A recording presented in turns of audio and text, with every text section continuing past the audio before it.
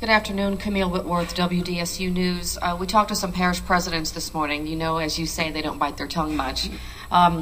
There's some concern that the Coast Guard and BP is pulling out early, sort of dwindling what they need and things of that nature. Can you kind of talk about your timeline on that? And is there a pullout of some sort? And if so, what? Sure. First of all, we didn't talk about an exact timeline. We talked about getting the parish presidents and the state involved and all agreeing to the things that would need to happen as we make a transition.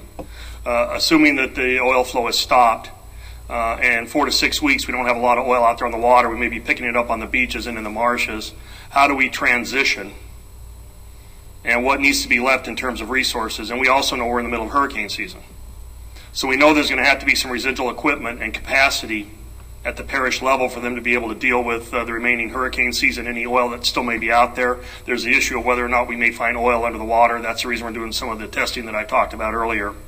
All of that relates to what the follow-on levels of resourcing we need to support the plan. And I think it was more of an issue of how do we talk to them about how we create the plan and bring them into the process rather than what the ultimate resource level is, because I think we all know that if you need fewer skimming vessels out there, then there's going to be some kind of a resource leveling that we're going to need to consider. But we all need to know what that is, and we also need to know there needs to be somewhat of an insurance policy. Number one, that we stay there long enough. And number two, that there's enough to handle what could reasonably be expected to happen in terms of re-oiling of beaches, tar balls, and so forth regarding the fate of the oil moving forward. And that was the second point that we had a long discussion on this morning. And that's what the planning is going to be going forward.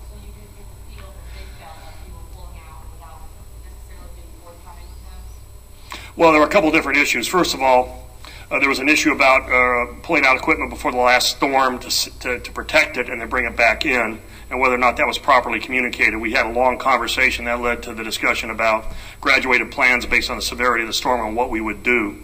The second thing is to come up with a set of assumptions or criteria about how we want to deal with cleaning the beaches, how clean is clean, what kind of resources need to be there, and whatever that resourcing level is that supports that would involve the parishes in the planning. Harry Weber.